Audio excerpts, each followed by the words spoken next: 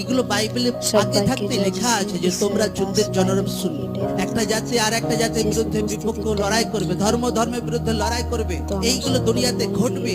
যখন এইগুলো দুনিয়াতে ঘটবে তো বুঝে নাও যে আমার দুনিয়াতে আসার টাইম হয়ে গেছে একদম।